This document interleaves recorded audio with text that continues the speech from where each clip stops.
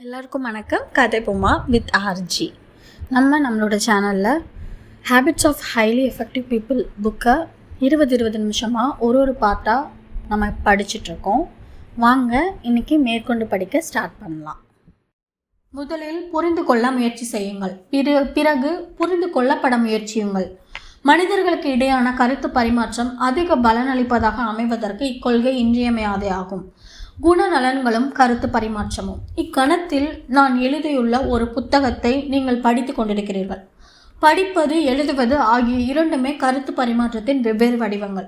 பேசுவதும் காது கொடுத்து கேட்பதும் கூட கருத்து பரிமாற்றத்தின் பிற வடிவங்கள் தான். உண்மையில் கருத்து பரிமாற்றத்திற்கான 4 அடிப்படை வகைகள் உள்ளன. இவை 4ஐயும் சிறப்பாக செய்வதற்கான திறன் உங்கள் வெற்றிக்கு முழுக்க இன்றியமையாதது. கருத்து பரிமாற்றம் தான் வாழ்வில் மிக முக்கியமான திறமையாகும். நாம் விழித்திருக்கும் நேரத்தின் பெரும்பகுதியை கருத்து பரிமாற்றத்தில் தான் நாம் செலவிடுகிறோம். ஆனால் இந்த விஷயத்தை பற்றி சிந்தித்து பாருங்கள். எப்படி பேச வேண்டும், எப்படி எழுத வேண்டும், எப்படி படிக்க வேண்டும் என்று கற்றுக்கொள்வதற்கு நீங்கள் பல வருடங்களை செலவிட்டிருக்கிறீர்கள். ஆனால் காது கொடுத்து கேட்பது எப்படி என்பதை கற்றுக்கொள்வதற்கு நீங்கள் எவ்வளவு காலத்தை செலவிட்டிருக்கிறீர்கள்? ஒரு உரையாடலின் போது ஒரு தனிநபரின் கண்ணோட்டத்திலிருந்து அவரை உண்மையிலேயே ஆழமாக புரிந்து கொள்வதற்கு உதவும் வகையில் காது கொடுத்து கேட்பதற்கு நீங்கள் ஏதேனும் பயிற்சி எடுத்திருக்கிறீர்களா? அல்லது இது குறித்து உங்களுக்கு எங்கேனும் கற்றுக் கொடுக்கப்பட்டுள்ளதா? ஒப்பிட்டு பார்க்கையில் ஒரு சில மக்கள் மட்டுமே இத்தகைய பயிற்சியை பெற்றுள்ளனர். அதிலும் உண்மையிலேயே மற்றொருவரை புரிந்து கொள்வதற்கு இன்றியமையாதவையாக இருக்கின்ற குணநல அடிப்படையும் உறவு அடிப்படையும் இல்லாத வெறும் ஆளுமை நெறிமுறை உத்தியை பயன்படுத்துவதற்கு மட்டுமே இவர்களுக்கு பெருமளவு பயிற்சி கொடுக்கப்பட்டுள்ளது. என்னுடன் நீங்கள் திறமையாக உரையாட விரும்பினாலோ அல்லது என் மீது தாக்கம் ஏற்படுத்த விரும்பினாலோ முதலில் நீங்கள் என்னை புரிந்து கொள்ள வேண்டியது அவசியம். உங்கள் வாழ்க்கை துணைவர், குழந்தைகள், அண்டை வீட்டார், உங்கள் மேலதிகாரி, சக ஊழியர், நண்பர் ஆகியோருடைய விஷயத்திலும் இது உண்மைதான். நீங்கள் ஏதோ ஒரு உத்தியை பயன்படுத்துவதாக எனக்கு தோன்றினால் நீங்கள் என்னை ஏமாற்றுகிறீர்கள், என்னுடன் நாடகமாடுகிறீர்கள் என்ற உணர்வு எனக்கு ஏற்படும். நீங்கள் ஏன் என்னிடம் இப்படி பேசுகிறீர்கள்? உங்கள் உள்நோக்கம் என்ன என்று உங்களை நான் சந்தேகிக்க தொடங்குவேன். உங்களிடம் வெளிப்படையாக பேசுவது குறித்து நான் அவ்வளவு பாதுகாப்பாக உணர மாட்டேன்.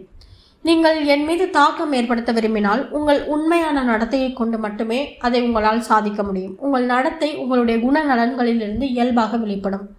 நீங்கள் உண்மையிலேயே எப்படிப்பட்ட நபர் என்பதிலிருந்து அது வெளிப்படும். நீங்கள் யார் என்று மற்றவர்கள் நினைக்கிறார்களோ அல்லது உங்களை எப்படிப்பட்டவராக நான் நினைக்க வேண்டும் என்று நீங்கள் விரும்புகிறீர்களோ அது இங்கு உங்களுக்கு எந்த விதத்திலும் உதவாது.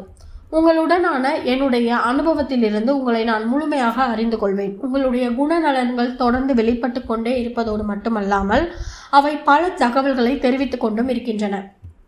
அத்தகவல்களின் வாயிலாக காலப்போக்கில் உங்களையும் என்னுடனான உங்கள் முயற்சிகளையும் நான் உள்ளுணர்வு ரீதியாக நம்புவேன் அல்லது நம்பாமல் இருக்க தொடங்குவேன்.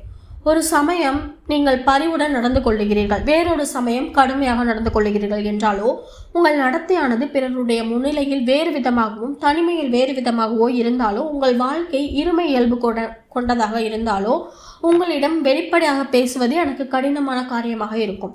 உங்களுடைய அன்பையும் தாக்கத்தையும் நான் விரும்பினாலோ அல்லது அவை எனக்கு தேவைப்பட்டால் கூட என்னுடைய அபிப்பிராயங்களையும் அனுபவங்களையும் மென்மையான உணர்வுகளையும் உங்களிடம் வெளிப்படுத்தும் அளவுக்கு நான் பாதுகாப்பாக உணர மாட்டேன்.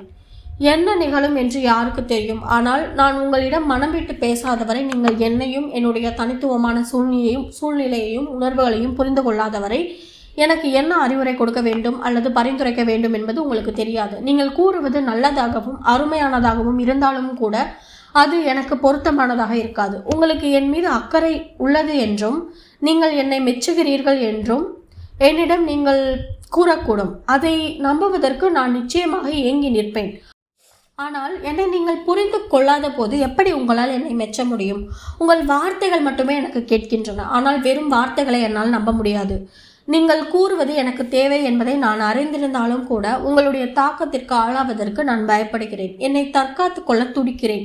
சில சமயங்களில் அது குறித்து நான் குற்ற உணர்வு கூட கொள்ளுகிறேன்.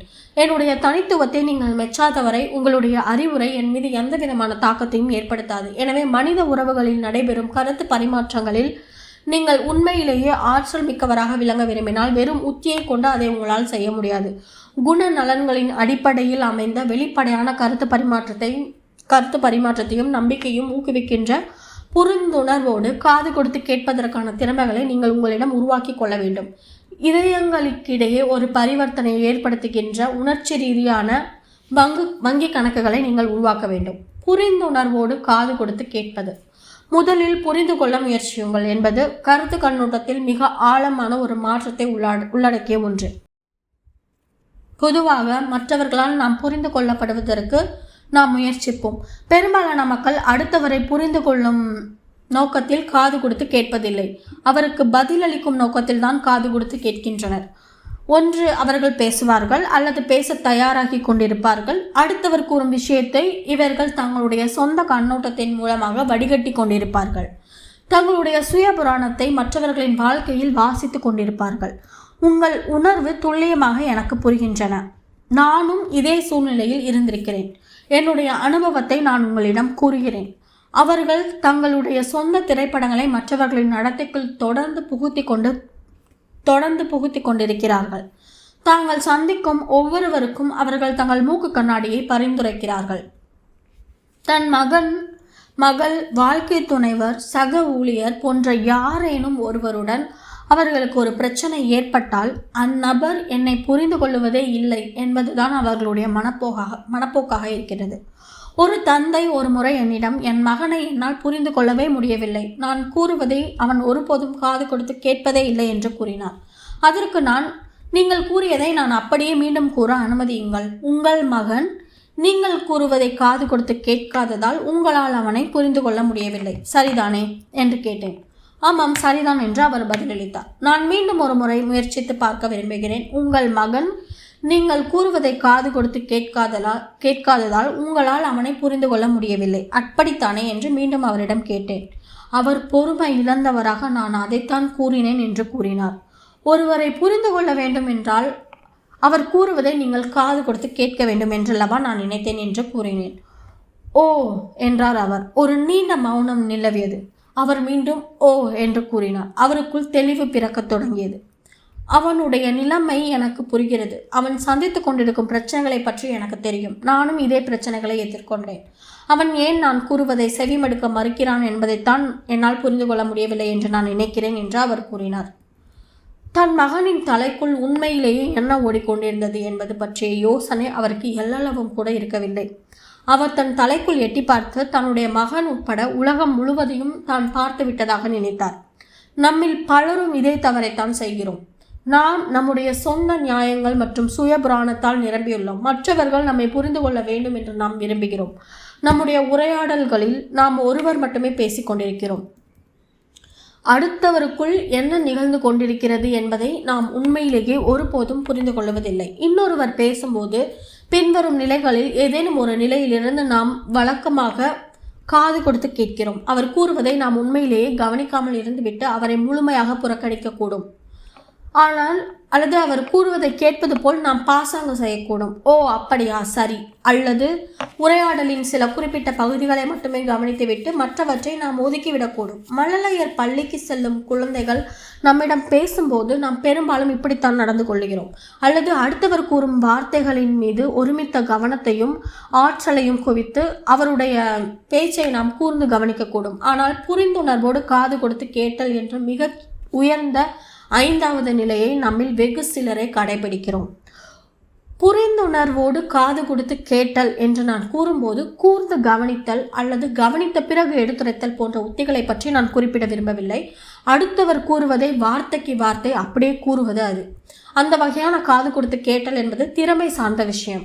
குணநலன்கள் மற்றும் உறவுகளில் இருந்து அது துண்டிக்கப்பட்டுள்ளது. ஒரு வகையில் பார்த்தால் பேசுபவரை அது அவமானப்படுத்துகிறது. நீங்கள் இந்த உத்திகளை பயன்படுத்தினால் உங்கள் உரையாடலில் நீங்கள் உங்கள் சுயபுராணத்தை புகுத்த மாட்டீர்கள். நீங்கள் கூர்ந்து கவனிப்பதற்கான திறமைகளுடன் நீங்கள் காது கொடுத்து கேட்பீர்கள். ஆனால் நீங்கள் கூர்ந்து கவனிப்பதன் நோக்கம் அவருக்கு பதிலளிப்பதும் அவரை கட்டுப்படுத்துவதும் சூழ்ச்சித்தனமாக கையாளுவதுமாகத்தான் இருக்கும்.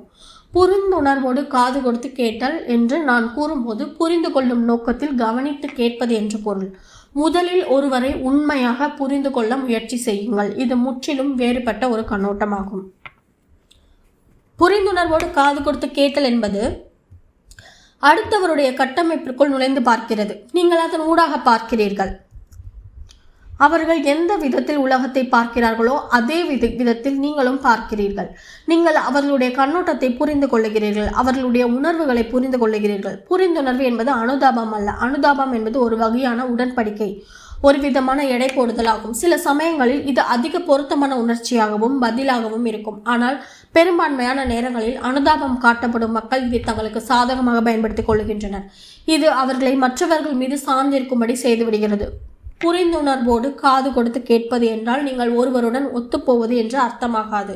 மாறாக உணர்ச்சி ரீதியாகவும் அறிவு ரீதியாகவும் அவரை நீங்கள் முழுமையாகவும் ஆழமாகவும் புரிந்து கொள்வது என்பதுதான் அதன் பொருள். புரிந்துணர்வோடு காது கொடுத்து கேட்டல் என்றால் அடுத்தவர் கூறுவதை வெறுமனே வார்த்தைக்கு வார்த்தை அப்படியே மீண்டும் ஒப்பித்தல் என்று அர்த்தமல்ல. அது அதைவிட அதிகமானது. நம்முடைய கருத்து பரிமாற்றத்தில் 10% மட்டுமே நாம் பேசும் வார்த்தைகளால் தெரிவிக்கப்படுகிறது. இன்னொரு 30% ஒலிகளாலும் 60% நம்முடைய உடல் மொழியாலும் தெரிவிக்கப்படுகிறது. புரிந்துணர்வோடு காது கொடுத்து கேட்டலில் நீங்கள் உங்கள் செவிகளால் கவனிக்கிறீர்கள். அதோடு மிக முக்கியமாக நீங்கள் உங்கள் கண்களாலும் இதயத்தாலும் கூட கூர்ந்து கவனிக்கிறீர்கள் என்று கருத்து பரிமாற்ற வல்லுநர்கள் கண்காணிக்கின்றனர். பேசுபவரின் உணர்வுகளை புரிந்து கொள்வதற்கும் அவர் கூறுவதன் அர்த்தத்தை புரிந்து கொள்வதற்கும் நீங்கள் காது கொடுத்து கேட்கிறீர்கள். நீங்கள் அவருடைய நடத்தையை புரிந்து கொள்ளவும் முயற்சிக்கிறீர்கள். நீங்கள் உங்கள் வலது மூளையையும் இடது மூளையும் பயன்படுத்துகிறீர்கள். புரிந்துணர்வோடு காது கொடுத்து கேட்பது என்பது மிகவும் சக்தி வாய்ந்தது. ஏனெனில் நீங்கள் நடவடிக்கை எடுக்க தேவையான தகவல்களை அது உங்களுக்கு கொடுக்கிறது. உங்களுடைய சுய புராணத்தை புகுத்துவதற்கு பதிலாகவும் எண்ணங்கள், உணர்வுகள், உள்நோக்கங்கள் மற்றும் அர்த்தங்களை அனுமானிப்பதற்கு பதிலாகவும் அடுத்தவருடைய தலைக்குள்ளும் இதயத்திற்குள்ளும் இருக்கின்ற யதார்த்தத்தை நீங்கள் கையாளுகிறீர்கள். அவரை புரிந்து கொள்வதற்காக நீங்கள் காது கொடுத்து கேட்கிறீர்கள். இன்னொரு ஆன்மாவிடமிருந்து ஆழமான தகவலை பெறுவதில் நீங்கள் கவனமாக இருக்கிறீர்கள். அதோடு உணர்ச்சி ரீதியான வங்கி கணக்குகளில் சேமிப்பை அதிகரிப்பதற்கு புரிந்துணர்வோடு காது கொடுத்து கேட்பது மிகவும் முக்கியமானது. ஏனெனில் சேமிப்பு என்ற கண்ணோட்டத்தில் நீங்கள் செய்வதை அடுத்தவரும் அதே கண்ணோட்டத்தில் புரிந்து கொண்டாலொழிய அது சேமிப்பாகாது. அதற்கு உண்மையிலேயே எது முக்கியம் என்பதை நீங்கள் புரிந்து கொள்ளவில்லை என்றால் நீங்கள் கடினமாக உழைத்து உங்கள் கணக்கில் உள்ள சேமிப்பை அதிகரித்தாலும் உங்கள் முயற்சிகள் சுயநலமானவை, தன்னை ஏமாற்றுபவை, அச்சுறுத்துபவை அல்லது இழிவுபடுத்துபவை என்பதாக அவர் கருதுவதால் நீங்கள் சேமிப்பு என்று நினைத்து கொண்டிருப்பதை கணக்கிலிருந்து எடுக்கப்படும் ஒன்றாக அவர் பார்ப்பார். அடுத்தவர் கூறுவதை புரிந்துணர்வோடு காது கொடுத்து கேட்பது உணர்ச்சி ரீதியான வங்கி கணக்கில் ஒரு மாபெரும் சேமிப்பாக அமையும். அது அந்நபரை குணப்படுத்துவதாக இருக்கிறது. ஏனெனில் அவருக்கு தேவையான உளவியல் ரீதியான சுவாச காற்றை அது அவருக்கு கொடுக்கிறது. இக்கணத்தில் நீங்கள் இருக்கும் அறையில் உங்கள் காற்று முழுவதும் உறிஞ்சப்பட்டால் இந்த புத்தகத்தின் மீதான உங்கள் ஆர்வத்திற்கு என்ன நிகழும்? இப்புத்தகத்தை பற்றி நீங்கள் துளி கூட அக்கறை கொள்ள மாட்டீர்கள். சுவாசிப்பதற்கு காற்றை பெறுவதை தவிர வேறு எதை பற்றியும் நீங்கள் கவலைப்பட மாட்டீர்கள். உயிரோடு இருப்பது மட்டுமே உங்களுடைய ஒரே ஊக்குவிப்பாக இருக்கும். ஆனால் உங்களிடம் இப்போது காட்சி இருப்பதால் அது உங்களை ஊக்கப்படுத்துவதில்லை. மனித ஊக்குவிப்பு துறையின் தலை சிறந்த உள்நோக்குகளில் ஒன்று இது. நிறைவேற்றப்பட்ட தேவைகள் ஒருவரை ஊக்குவிப்பதில்லை, நிறைவேற்றப்படாத தேவைகள் தான் மக்களை ஊக்குவிக்கின்றன. உடல் ரீதியாக உயிரோடு இருப்பதற்கு அடுத்து உளவியல் ரீதியாக உயிரோடு இருப்பதுதான் மனிதனின் தலையாய தேவையாக இருக்கிறது. அதாவது தான் புரிந்து கொள்ளப்பட வேண்டும், பாராட்டப்பட வேண்டும் ஆகியவை மனிதனின் உளவியல் ரீதியான தேவைகளாகும். இன்னொருவர் பேசுவதை புரிந்துணர்வுடன் நீங்கள் காது கொடுத்து கேட்டால் அவருக்கு நீங்கள் உளவியல் ரீதியான சுவாச காற்றை கொடுக்கிறீர்கள். அந்த இன்றியமையாத தேவை நிறைவேற்றப்பட்டவுடன் அவர் மீது தாக்கம் ஏற்படுத்துவதன் மீதோ அல்லது அவருடைய பிரச்சனையை தீர்ப்பதிலோ நீங்கள் கவனம் செலுத்தலாம். உளவியல் ரீதியான சுவாச காற்றுக்கான இத்தேவை வாழ்வின் ஒவ்வொரு பகுதியிலும் நிகழும் கருத்து பரிமாற்றத்தின் மீதும் தாக்கத்தை ஏற்படுத்துகிறது. ஒரு சமயம் சிக்காகோ நகரில் ஒரு பயிலரங்கில் இக்கோட்பாட்டை நான் கற்றுக் கொடுத்தேன். அன்று மாலையில் புரிந்துணர்வுடன் காது கொடுத்து கேட்பதை பயிற்சி செய்யுமாறு பயிலரங்கில் கலந்து கொண்டவர்களிடம் நான் பரிந்துரைத்தேன். அடுத்த நாள் காலையில் ஒருவர் என்னிடம் உற்சாகத்துடன் ஓடி வந்தார். நேற்றிரவு என்ன நிகழ்ந்தது என்று நான் உங்களிடம் கூற விரும்புகிறேன். சிக்காகோவில் ஒரு பெரிய ரியல் எஸ்டேட் பரிவர்த்தனையை நிறைவேற்ற நான் நீண்ட காலமாக முயற்சித்துக் கொண்டிருந்தேன். இப்போது நான் சிக்காகோவில் இருப்பதால் அதை நிறைவேற்றிவிட வேண்டும் என்று நான் தீர்மானித்தேன். முதலீட்டாளர்களையும் அவர்களுடைய வழக்கறிஞர்களையும் மாற்று பரிவர்த்தனை முன்மொழி ஒன்றை கொண்டு வந்திருந்த இன்னொரு ரியல் எஸ்டேட் ஏஜென்ட்டையும் நான் சந்தித்தேன். பரிவர்த்தனை என் கையை விட்டு போவது போல எனக்கு தோன்றியது. நான் இந்த பரிவர்த்தனைக்காக 6 மாதங்களாக உழைத்திருந்தேன். உண்மையில் என்னுடைய முட்டைகள் அனைத்தும் இந்த ஒரே கூடையில் இருந்தன. எனவே நான் பீதி அடைந்தேன். என்னால் முடிந்த எல்லாவற்றையும் நான் செய்தேன். எல்லா சாக்கு போக்குகளையும் பயன்படுத்தி பார்த்தேன்.